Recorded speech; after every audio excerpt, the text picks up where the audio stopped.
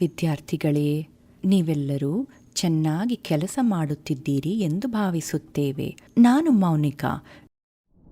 Drainage ಎಂಬ ಪದವು ವಿವರಿಸುತ್ತದೆ ನಿರ್ದಿಷ್ಟ ಪ್ರದೇಶದ ನದಿ ವ್ಯವಸ್ಥೆ.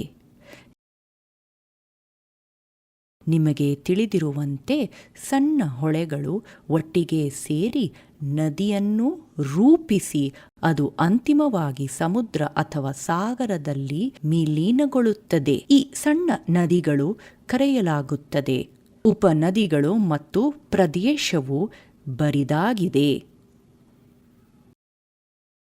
ಮುಖ್ಯ ನದಿಯಿಂದ ಮತ್ತು ಅದರ ಉಪನದಿಯನ್ನು ಡ್ರೈನೇಜ್ ಬೇಸಿನ್ ಎಂದು ಕರೆಯಲಾಗುತ್ತದೆ. ನಿನಗೆ ಗೊತ್ತೇ, ಅಮೆಜಾನ್ ನದಿಯು ಅತಿ ದೊಡ್ಡ ನದಿಯನ್ನು ಹೊಂದಿದೆ, ವಿಶ್ವದ ಜಲನಯನ ಪ್ರದೇಶ. ಮತ್ತು ಗಂಗಾ ನದಿ ಭಾರತದಲ್ಲಿ ಅತಿ ದೊಡ್ಡ ನದಿ ಜಲನಯನ ಪ್ರದೇಶವನ್ನು ಹೊಂದಿದೆ, ಎತ್ತರದ ಪ್ರದೇಶ. ಉದಾಹರಣೆಗೆ, ಪರ್ವತ ಅಥವಾ ಎತ್ತರದ ಪ್ರದೇಶ ಎಂದು ಎರಡು ಒಳಚರಂಡಿಯನ್ನು ಪ್ರತ್ಯೇಕಿಸುತ್ತದೆ. ಜಲನಯನ ಪ್ರದೇಶಗಳನ್ನು ನೀರಿನ ವಿಭಜನೆ ಎಂದು ಕರೆಯಲಾಗುತ್ತದೆ. ಆದ್ದರಿಂದ ಇಂದು ವಿಷಯವನ್ನು ಅರ್ಥಮಾಡಿಕೊಳ್ಳೋಣ. ಭಾರತೀಯ ನದಿಗಳು ಮತ್ತು ಜಲ ಸಂಪನ್ಮೂಲಗಳು ತರಗತಿಯಿಂದ ಸಾಮಾಜಿಕ ಕಲಿಕೆಯ ಫಲಿತಾಂಶಗಳು. ನೀವು ತಿಳಿದುಕೊಳ್ಳಲು ಸಾಧ್ಯವಾಗುತ್ತದೆ. ನದಿ ವ್ಯವಸ್ಥೆ. ಹಿಮಾಲಯ ನದಿಗಳು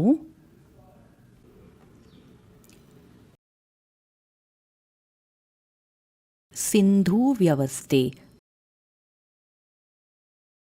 ಗಂಗಾ ವ್ಯವಸ್ಥೆ, ಬ್ರಹ್ಮಪುತ್ರ ವ್ಯವಸ್ಥೆ, ಭಾರತೀಯ ಪರ್ಯಾಯ ದ್ವೀಪ.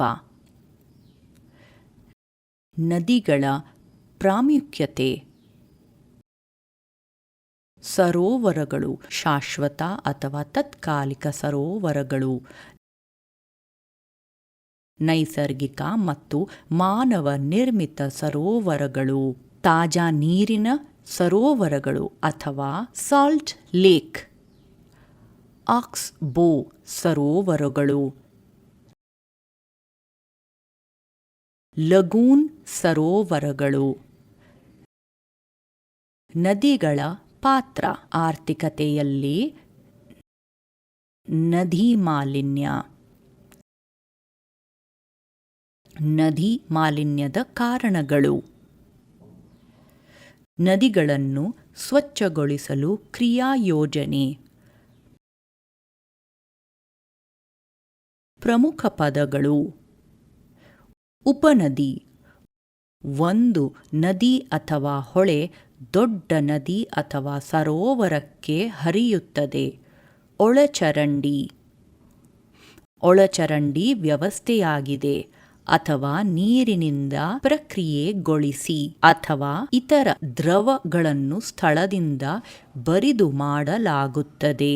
ಮೆಂಡರ್, ಒಂದು ಅಂದುಕೊಂಡಾದ ವಕ್ರರೇಖಾ ಅಥವಾ ನದಿಯ ತಿರುವು. ದೀರ್ಘಕಾಲೀನ ನದಿ, ಅದು ಮುಂದುವರಿಯುತ್ತದೆ ವರ್ಷವಿಡೀ ಹರಿಯಲು.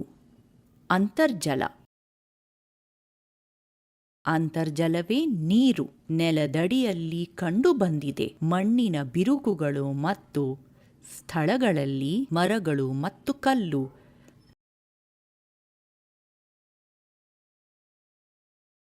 ನಾವು ಗಮನಿಸೋಣ ಪರಿಕಲ್ಪನೆ ನಕ್ಷೆ.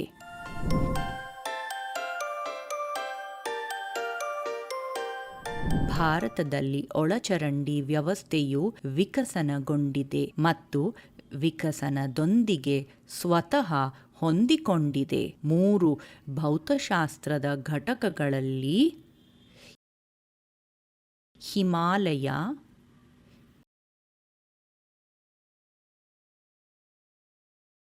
ಪೆನಿನ್ಸುಲಾರ್ ಪ್ರಸ್ಥಭೂಮಿ ಮತ್ತು ಇಂಡೋ ಗಂಗಾ ಬಯಲು. ಅದರ ಮೂಲದ ಆಧಾರದ ಮೇಲೆ ಭಾರತದಲ್ಲಿ ಒಳಚರಂಡಿ ವ್ಯವಸ್ಥೆ ವಿಶಾಲವಾಗಿರಬಹುದು. 2 ವರ್ಗಗಳಾಗಿ ವಿಂಗಡಿಸಲಾಗಿದೆ. ಹಿಮಾಲಯ ನದಿಗಳು, ಪೆನಿನ್ಸುಲಾರ್ ಪ್ರಸ್ಥಭೂಮಿ. ಹಿಮಾಲಯ ನದಿಗಳು 3 ತತ್ವಗಳಿಗೆ ಸೇರಿದೆ: ಸಿಂಧೂ, ಗಂಗಾ ಮತ್ತು ಬ್ರಹ್ಮಪುತ್ರ. ಈ ನದಿಗಳು ಅದೇ ಪ್ರದೇಶದಿಂದ ಹುಟ್ಟಿಕೊಂಡಿವೆ, ಪರಸ್ಪರ ಕೆಲವು ಕಿಲೋಮೀಟರ್ಗಳ ಒಳಗೆ ಮತ್ತು ಬೇರ್ಪಡಿಸಲಾಗಿದೆ. ನೀರಿನ ವಿಭಜನೆಯಿಂದ ಅವು ಮೊದಲು ಸಮಾನಾಂತರವಾಗಿ ಹರಿಯುತ್ತವೆ ಪರ್ವತಗಳ ಮುಖ್ಯ ಅಕ್ಷಕ್ಕೆ. ನಂತರ ಅವರು ಹಠಾತ್ ಬೆಂಡ್ ತೆಗೆದುಕೊಳ್ಳುತ್ತಾರೆ ದಕ್ಷಿಣ ಕತ್ತರಿಸುವ ಕಡೆಗೆ. ಬೃಹತ್ ಪರ್ವತ ಸರಪಳಿಯ ಮೂಲಕ ತಲುಪಲು ಉತ್ತರ ಭಾರತ ಬಯಲು ಪ್ರದೇಶ ಪ್ರಕ್ರಿಯೆಯಲ್ಲಿ ಅವರು ಆಳವಾದ ವಿ ಆಕಾರದ ಕಣಿವೆಗಳನ್ನು ಕೆತ್ತಿದ್ದಾರೆ. ಇದನ್ನು ಸಿಂಧು ಚೆನ್ನಾಗಿ ಪ್ರದರ್ಶಿಸಿದ್ದಾರೆ. ಮತ್ತು ಬ್ರಹ್ಮಪುತ್ರ ನದಿಗಳು ಹಿಮಾಲಯದ ನದಿಗಳು ದೀರ್ಘಕಾಲಿಕವಾಗಿವೆ. ಇದು ಏಕೆಂದರೆ ನದಿಗಳು ಮಳೆಯಿಂದ ಪೂರೈಕೆಯಾಗುತ್ತವೆ, ಜೊತೆಗೆ ಹಿಮ ಕರಗುತ್ತದೆ. ಸಿಂಧೂ ವ್ಯವಸ್ಥೆ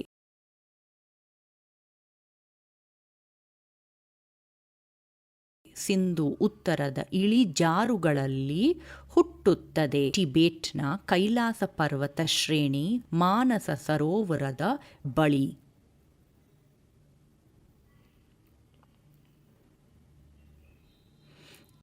ಇದು ಟಿಬೆಟ್ ಮೂಲಕ ವಾಯುವ್ಯ ಮಾರ್ಗವನ್ನು ಅನುಸರಿಸುತ್ತದೆ. ಇದು ಭಾರತೀಯರನ್ನು ಪ್ರವೇಶಿಸುತ್ತದೆ. ಜಮ್ಮು ಮತ್ತು ಕಾಶ್ಮೀರದಲ್ಲಿ ಪ್ರದೇಶ. ಸಿಂಧೂ ನದಿಯ ಮುಖ್ಯ ಉಪನದಿಗಳು ಭಾರತದಲ್ಲಿ ಇವೆ: ಥೀಲಂ, ಚೇನಾಬ್, ರವಿ, ಬಿಯಾಸ್ ಮತ್ತು ಸತ್ಲೆಜ್. ಅವರು ಆವರಿಸುತ್ತಾರೆ ಜಮ್ಮು ಮತ್ತು ಕಾಶ್ಮೀರ, ಪಂಜಾಬ್ ಮತ್ತು ಹಿಮಾಚಲ ಪ್ರದೇಶ. ಭಾರತದ ರಾಜ್ಯಗಳು. ಗಂಗಾ ವ್ಯವಸ್ಥೆ.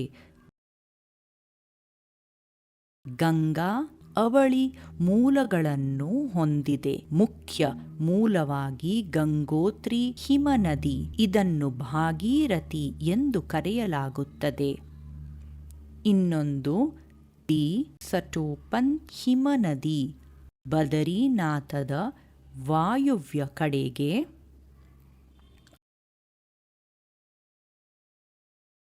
ಅಲ್ಲಿ ಅದನ್ನು ಅಲಕಾನಂದ ಎಂದು ಕರೆಯಲಾಗುತ್ತದೆ. ದೇವಪ್ರಯಾಗದಲ್ಲಿ ಇಬ್ಬರು ಸೇರುತ್ತಾರೆ ಗಂಗಾ ನದಿಯನ್ನು ರೂಪಿಸಲು. ಅದು ಹರಿದ್ವಾರದ ಬೆಟ್ಟಗಳಿಂದ ಹೊರಹೊಮ್ಮುತ್ತದೆ. ಗಂಗಾ ಸೇರಿದೆ ಹೆಚ್ಚಿನ ಸಂಖ್ಯೆಯ ಉಪನದಿಗಳಿಂದ. ಅವುಗಳಲ್ಲಿ ಬಹುಪಾಲು ಹಿಮಾಲಯ ಶ್ರೇಣಿಯಲ್ಲಿ ಹುಟ್ಟುತ್ತವೆ, ಆದರೆ ಅವುಗಳಲ್ಲಿ ಕೆಲವು ತಮ್ಮ ಮೂಲಗಳನ್ನು ಹೊಂದಿವೆ ಪರ್ಯಾಯ ದ್ವೀಪದ ಪ್ರಸ್ಥಭೂಮಿಯಲ್ಲಿ. ಬ್ರಹ್ಮಪುತ್ರ ವ್ಯವಸ್ಥೆ. ಬ್ರಹ್ಮಪುತ್ರ ಟಿಬೆಟ್ನಲ್ಲಿ ಸಾಂಗ್ಪೋ ಎಂದು ಕರೆಯಲಾಗುತ್ತದೆ. ಚೆಮಾಯುಂಗ್ಡಂಗ್ನ ಮೂತಿಯಿಂದ ಮೇಲೇರುತ್ತದೆ. ಹಿಮನದಿ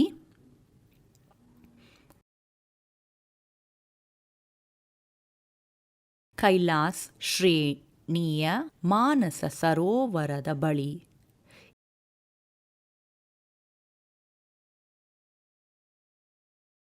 ಇದು ಪೂರ್ವಕ್ಕೆ ಹರಿಯುತ್ತದೆ, ದಕ್ಷಿಣ ಟಿಬೆಟ್ ಮೂಲಕ ಲೋಟ್ಸ್ ಜಾಂಗ್ ಹತ್ತಿರ. ಅದು ವಿಶಾಲವಾಗಿ ತೆರೆದುಕೊಳ್ಳುತ್ತದೆ. ಸಂಚರಿಸಬಹುದಾದ ಚಾನೆಲ್ ಸುಮಾರು 640 ಕಿಲೋಮೀಟರ್. ಅದರ ನಂತರ ನದಿ ಒಡೆಯುತ್ತದೆ ವೇಗದ ಅನುಕ್ರಮದ ಮೂಲಕ. ಇದು ದೊಡ್ಡ ಲೂಪ್ಲಿ ಪ್ರವೇಶಿಸುತ್ತದೆ. ನೈಋತ್ಯ ಭಾರತದಲ್ಲಿ ಅರುಣಾಚಲ ಪ್ರದೇಶ ಮೂಲಕ ಮೊದಲು ಸಿಯಾಂಗ್ ಆಗಿ, ತದನಂತರ ದಿಹಾಂಗ್ ಆಗಿ ಅಸ್ಸಾಂ ಕಣಿವೆಯಲ್ಲಿ ಹೊರಹೊಮ್ಮುತ್ತಿದೆ. ಇದು ಸೇರಿಕೊಳ್ಳುತ್ತದೆ. 2 ಉಪನದಿಗಳು ದಿಬಾಂಗ್ ಮತ್ತು ಲೋಹಿತ್. ಇಲ್ಲಿಂದ ನದಿಯನ್ನು ಬ್ರಹ್ಮಪುತ್ರ ಎಂದು ಕರೆಯಲಾಗುತ್ತದೆ. ಭಾರತೀಯ ಪರ್ಯಾಯ ದ್ವೀಪ ನದಿಗಳು ಹೊರಹೊಮ್ಮಿತು.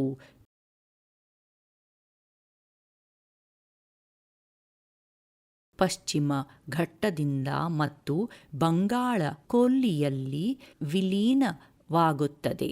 ಪೂರ್ವಕ್ಕೆ ಹರಿಯುವ ನಂತರ ಎಂದು ಕರೆಯಲಾಗುತ್ತದೆ. ಪೂರ್ವಕ್ಕೆ ಹರಿಯುವ ನದಿಗಳು ಪಶ್ಚಿಮ ಘಟ್ಟಗಳು ನೀರು ಪ್ರಮುಖ ಪರ್ಯಾಯ ದ್ವೀಪದ ನದಿಗಳ ನಡುವೆ ವಿಭಜಿಸಿ ಅವರ ನೀರನ್ನು ಹೊರ ಹಾಕುವುದು. ಬಂಗಾಳ ಕೊಲ್ಲಿಯಲ್ಲಿ ಮತ್ತು ಸಣ್ಣ ತೊರೆಗಳಂತೆ ಅರಬ್ಬಿ ಸಮುದ್ರವನ್ನು ಸೇರುತ್ತದೆ. ನದಿಗಳು ಇದು ವಿಂಧ್ಯಾಗಳಿಂದ ಹೊರಹೊಮ್ಮಿತು ಮತ್ತು ಸಾತ್ಪುರ ಪರ್ವತಗಳು ಮತ್ತು ವಿಲೀನಗೊಳ್ಳಲು ಅರೇಬಿಯನ್ ಸಮುದ್ರ ಹರಿಯುವ ನಂತರ ಪಶ್ಚಿಮ ಎಂದು ಕರೆಯಲಾಗುತ್ತದೆ. ಹರಿಯುವ ನದಿಗಳು ಹೆಚ್ಚಿನ ಪೆನಿನ್ಸುಲಾರ್ ನದಿಗಳು ನರ್ಮದಾ ಮತ್ತು ತಪತಿ ಹೊರತುಪಡಿಸಿ ಪಶ್ಚಿಮದಿಂದ ಪೂರ್ವಕ್ಕೆ ಹರಿಯುತ್ತದೆ. ಚಂಬಲ್, ಸಿಂಧ್, ಬೇಟ್ವಾ, ಕೆನ್ ಮತ್ತು ಮಗ ಉತ್ತರ ಭಾರತದಲ್ಲಿ ಹುಟ್ಟಿಕೊಂಡಿದೆ. ಪರ್ಯಾಯ ದ್ವೀಪದ ಗಂಗಾ ನದಿ ವ್ಯವಸ್ಥೆಗೆ ಸೇರಿದೆ. ಇತರ ಪ್ರಮುಖ ನದಿ ವ್ಯವಸ್ಥೆಗಳು ಪೆನಿನ್ಸುಲಾರ್ ಡ್ರೈನೇಜ್ ಆಗಿದೆ. ಮಹಾನದಿ, ಗೋದಾವರಿ, ಕೃಷ್ಣ ಮತ್ತು ಕಾವೇರಿ. ಪರ್ಯಾಯ ದ್ವೀಪ ನದಿಗಳು ಸ್ಥಿರ ಕೋರ್ಸ್ ಮೂಲಕ ನಿರೂಪಿಸಲಾಗಿದೆ. ಅಂಕುಡೊಂಕಾದ ಕೊರತೆ ಮತ್ತು ಹೆಚ್ಚಾಗಿ ದೀರ್ಘಕಾಲಿಕವಲ್ಲದ ನೀರಿನ ಹರಿವು. ಗೋದಾವರಿ ದೊಡ್ಡದಾಗಿದೆ. ಪರ್ಯಾಯ ದ್ವೀಪದ ನದಿ ವ್ಯವಸ್ಥೆ. ಈ ನದಿಯ ಮೂಲವು ಮಹಾರಾಷ್ಟ್ರದ ನಾಸಿಕ್ ಬಳಿಯ ತ್ರಯಂಬಕ್ ಮತ್ತು ಅದರ ನೀರನ್ನು ಹೊರಹಾಕುತ್ತದೆ ಬಂಗಾಳ ಕೊಲ್ಲಿಗೆ. ನರ್ಮದಾ ನದಿಯು ಉಗಮಿಸುತ್ತದೆ ಮಧ್ಯಪ್ರದೇಶದ ಅಮರಕಂಟಕ್ ಬೆಟ್ಟಗಳು. ತಾಪಿಯು ಸತ್ಪುರ ಶ್ರೇಣಿಯಲ್ಲಿ ಏರುತ್ತದೆ. ಮಧ್ಯಪ್ರದೇಶದ ಬೇತುಲ್ ಜಿಲ್ಲೆಯಲ್ಲಿ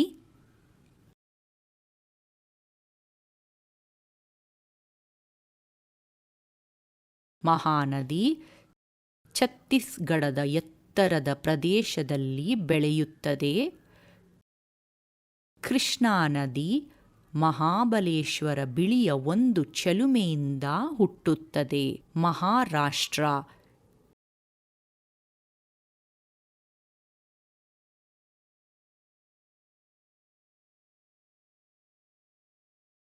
ಕಾವೇರಿ ನದಿಯು ಉಗಮಿಸುತ್ತದೆ.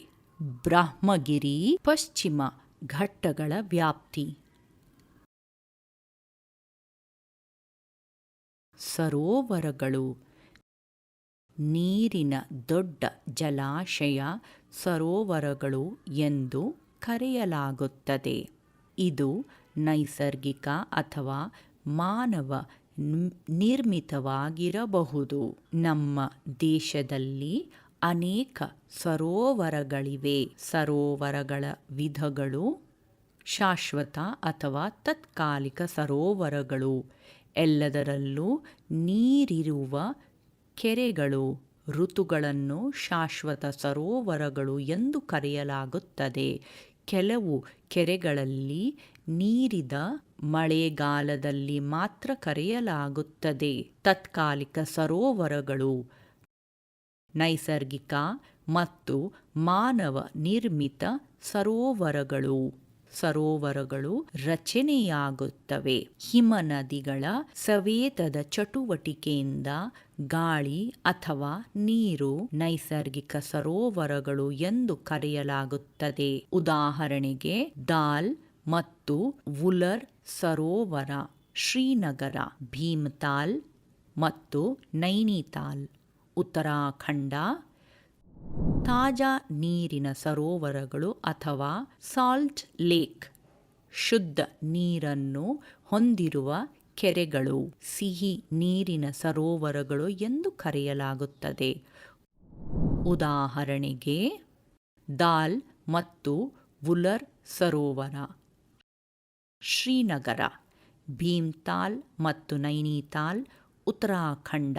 ಆಕ್ಸ್ ಬೋ ಸರೋವರಗಳು ತೆಗೆದುಕೊಳ್ಳುವ ಮೂಲದ ನದಿ ಹರಿಯುವಾಗ ಬಯಲು ಪ್ರದೇಶಗಳಲ್ಲಿ ಆಳವಾದ ಕುಣಿಕೆಗಳು ನಿಧಾನಗತಿಯ ವೇಗದಿಂದಾಗಿದೆ.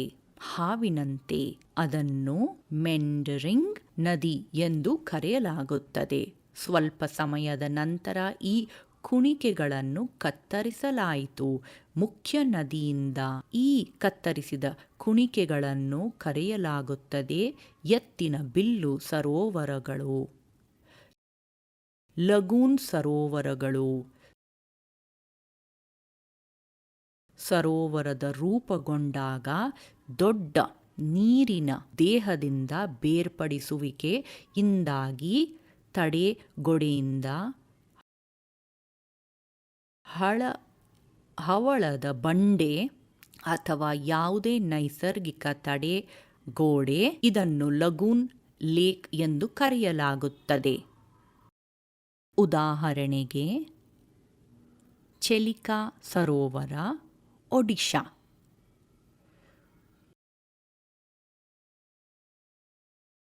ಪುಲಿಕಾಟ್, ತಮಿಳುನಾಡು ಸರೋವರ ಮತ್ತು ಕೊಳ್ಳೇರು ಕೆರೆ, ಆಂಧ್ರಪ್ರದೇಶ.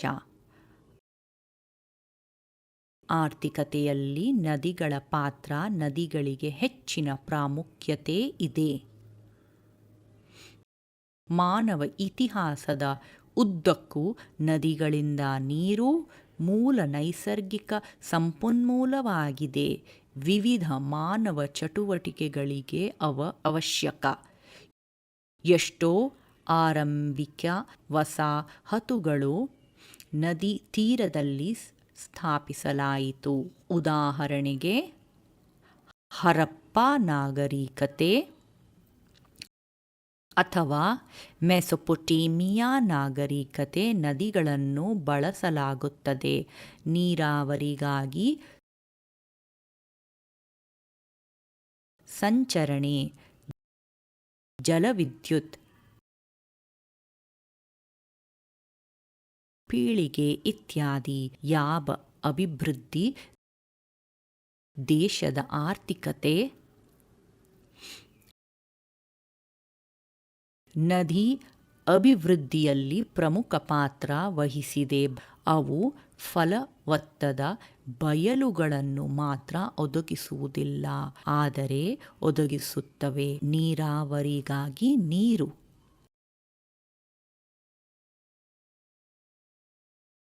ನದಿ ಮಾಲಿನ್ಯ. ನದಿ ನೀರಿನ ಗುಣಮಟ್ಟದ ಯಾವಾಗ ದೇಶೀಯ ಡಂಪ್ನಿಂದಾಗಿ ನಿರಾಕರಿಸಲಾಗಿದೆ. ಪುರಸಭೆ ಕೈಗಾರಿಕಾ ಮತ್ತು ಕೃಷಿ ವ್ಯರ್ಥ ನದಿ ಮಾಲಿನ್ಯ ಎಂದು ಕರೆಯಲಾಗುತ್ತದೆ. ಇದು ದೇಶೀಯರಿಗೆ ಕೊಳಕು ಮಾಡುತ್ತದೆ ಮತ್ತು ಇತರ ಉದ್ದೇಶಗಳು. ನದಿ ಮಾಲಿನ್ಯದ ಕಾರಣಗಳು ಕೈಗಾರಿಕಾ ತ್ಯಾಜ್ಯಗಳು, ಒಳಚರಂಡಿ ಮತ್ತು ತ್ಯಾಜ್ಯ ನೀರು, ತೈಲ ಸೋರಿಕೆಗಳು ಮತ್ತು ಸೋರಿಕೆಗಳು, ಕೃಷಿ, ಜಾಗತಿಕ ತಾಪಮಾನ. ಕೆಲವು ಕ್ರಿಯಾ ಯೋಜನೆಗಳನ್ನು ನೋಡೋಣ. ನದಿಗಳನ್ನು ಸ್ವಚ್ಛಗೊಳಿಸಲು ದೇಶದಲ್ಲಿ ನದಿ ಸ್ವಚ್ಛತಾ ಕಾರ್ಯಕ್ರಮ ಆರಂಭಿಸಲಾಯಿತು.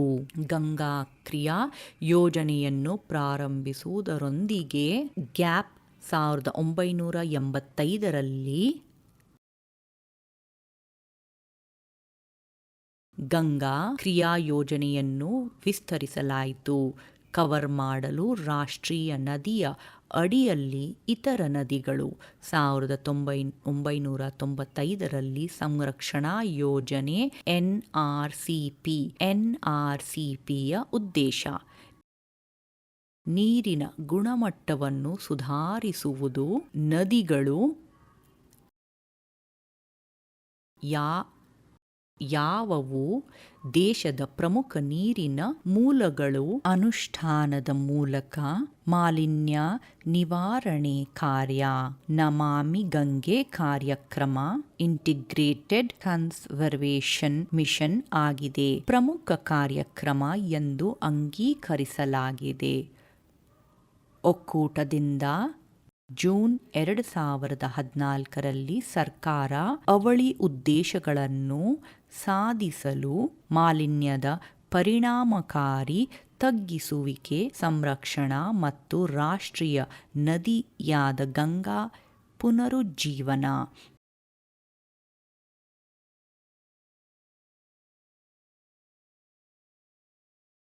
ನರ್ಮದಾ ನದಿ ಸಂರಕ್ಷಣಾ ಮಿಷನ್ ಕೈಗೊಳ್ಳಲಾಗಿದೆ. ಮಧ್ಯಪ್ರದೇಶ ಸರ್ಕಾರದಿಂದ ಹೆಸರಿನ ಯೋಜನೆಯಿಂದ ನಮಾಮಿ ದೇವಿ ನರ್ಮದೆ. ಆದ್ದರಿಂದ ಈ ವಿಡಿಯೋದಲ್ಲಿ ನೀವು ನೋಡಿದ್ದೀರಿ ನದಿಯ ಕೆಲಸ ಮತ್ತು ಭಾರತದ ನದಿ ವ್ಯವಸ್ಥೆ. ಹಿಮಾಲಯ ನದಿಗಳು, ಸಿಂಧೂ ವ್ಯವಸ್ಥೆ, ಗಂಗಾ ವ್ಯವಸ್ಥೆ, ಬ್ರಹ್ಮಪುತ್ರ ವ್ಯವಸ್ಥೆ. ಭಾರತೀಯ ಪರ್ಯಾಯದ್ವೀಪ ನದಿಗಳ ಪ್ರಾಮುಖ್ಯತೆ, ಸರೋವರಗಳು ಮತ್ತು ಸರೋವರಗಳ ವಿಧಗಳು. ಆರ್ಥಿಕೆಯಲ್ಲಿ ನದಿಗಳ ಪಾತ್ರ. ನದಿ ಮಾಲಿನ್ಯ, ನದಿಗಳನ್ನು ಸ್ವಚ್ಛಗೊಳಿಸಲು ಕ್ರಿಯಾ ಯೋಜನೆ. ನೀವು ವಿಡಿಯೋವನ್ನು ಇಷ್ಟಪಟ್ಟಿದ್ದೀರಿ ಎಂದು ಭಾವಿಸುತ್ತೇವೆ.